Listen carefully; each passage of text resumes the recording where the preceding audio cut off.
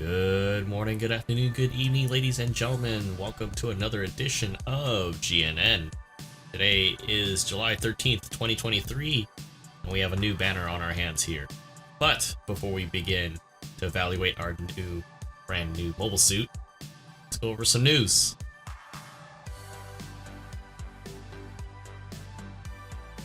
Alright, ladies and gentlemen, the pre-5th Anniversary Festival Part 2 and the Year 5 pre-event has begun. Jumping into this courtesy of our banner night.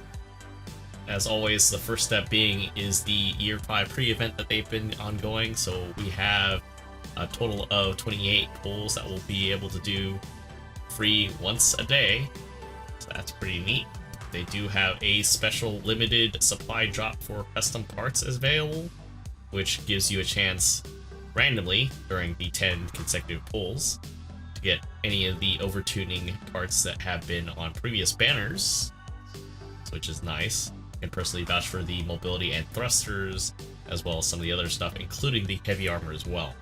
So if you've been saving up, this is definitely a very irresistible means of burning through your token collection there.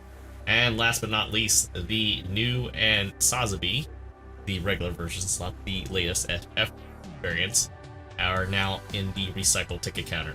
They are currently 700 recycle tickets each, so you've been visiting the weapon shop quite a bit, which is an inside joke for those uninitiated. You should be able to get either of these suits if you haven't already, which is really cool. And they've also added the new Gundam and Sazabi statues in-game as well for the regular variants, not the FFs, which is pretty neat. So, jumping into the thick of things, our main event suit is the Geara Doga Kai from the MSV portion of Char's Counterattack. There is also a half-off step-up process for that banner suit, so it's pretty neat. We'll get to the details shortly. And as I mentioned earlier, both the new and Sazabi standard variants are now in recycled ticket counters, as well as the Hyper Bazooka. Also being added is the level 1, level 2 version of the Full Armor Gundam Mark III, as well as the level 2 variant of the GBO2 Alpha High Mobility type. Other than that, they also gave us the lovely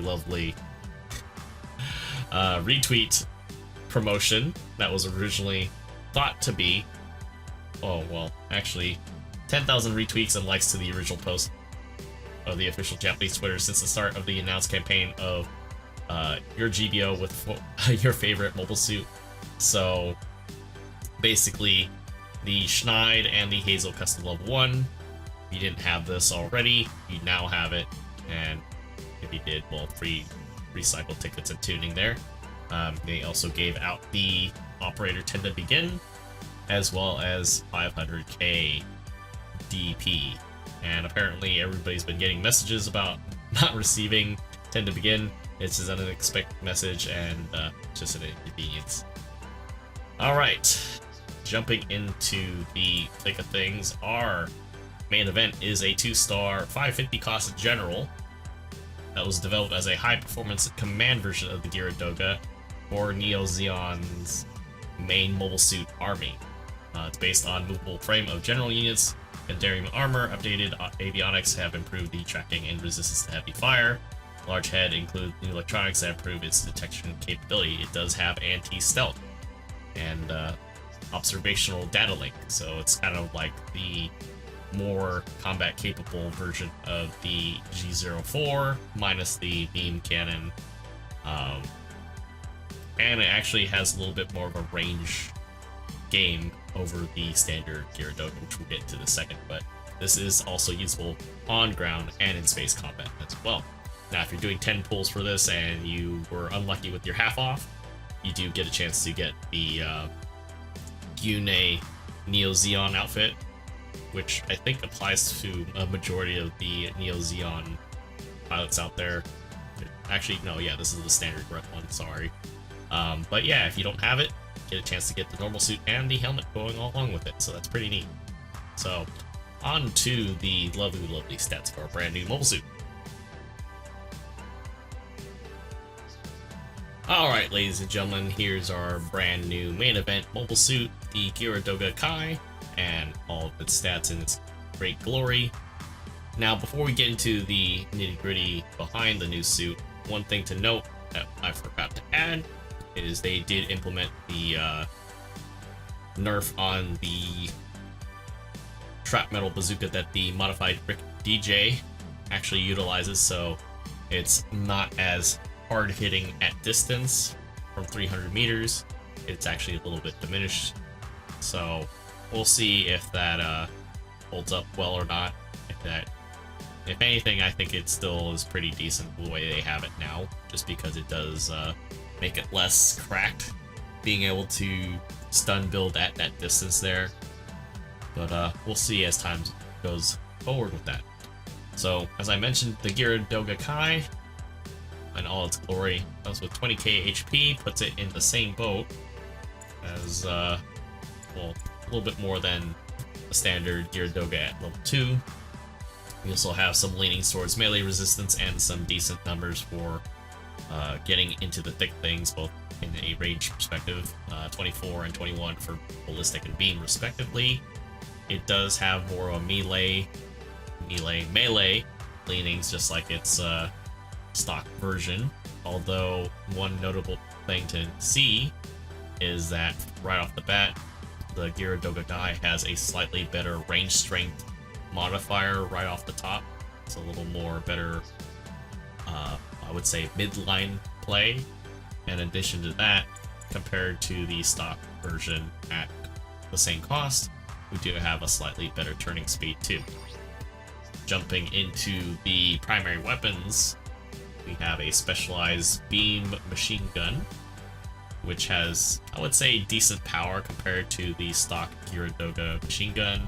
About roughly the same amount of rounds in the mag, 50 rounds compared to the 60 from the stock one.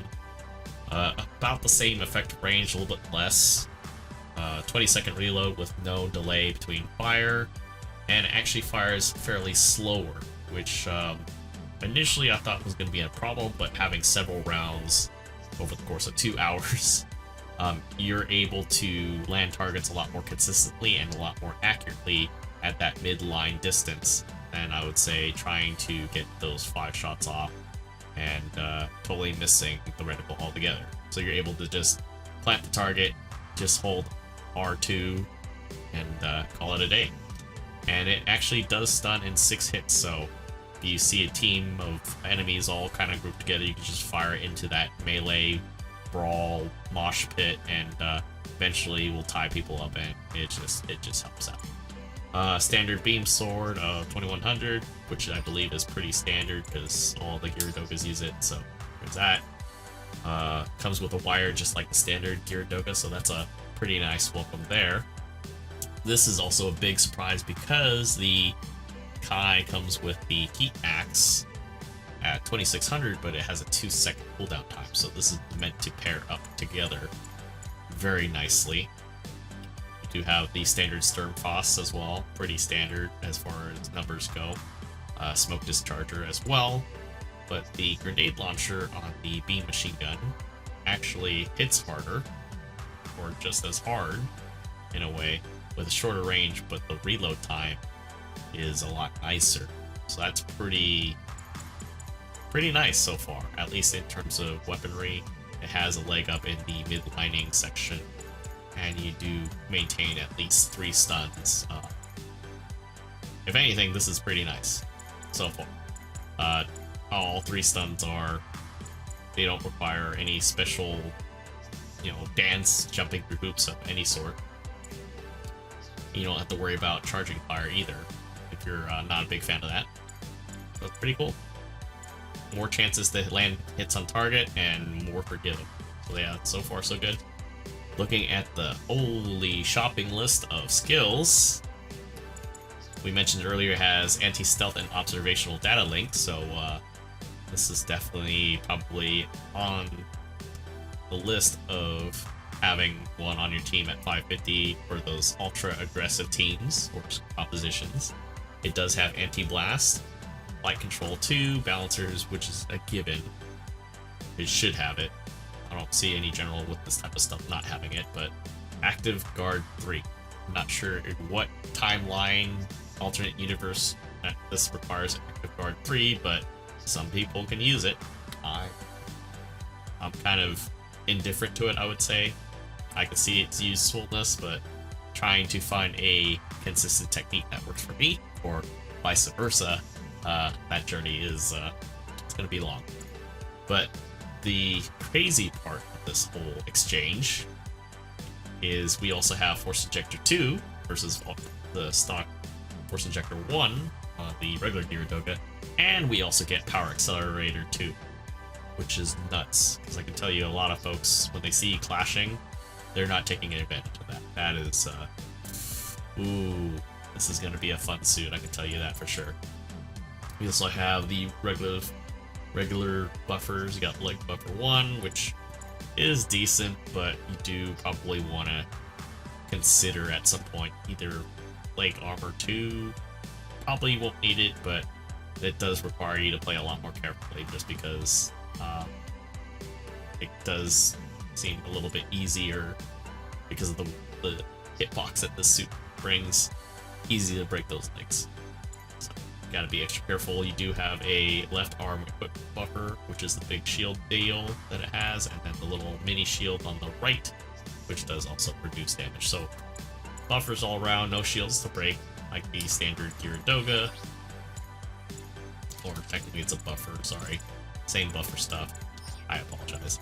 But definitely I can vouch for this. For sure.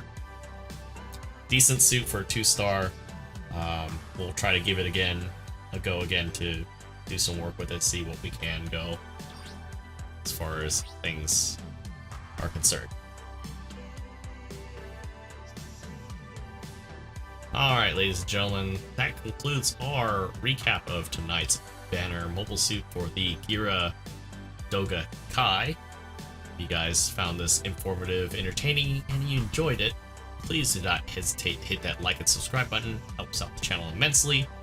And as always, guys, we'll be doing this for every suit that comes out that we happen to get our hands on. If you guys have any suggestions, throw them in the comments below. Whether you find the suit intriguing or if it's just a wasted 2-star because anniversary is right around the corner. Love to hear what you have to say. So until next time, guys, I'll see you all in the next video.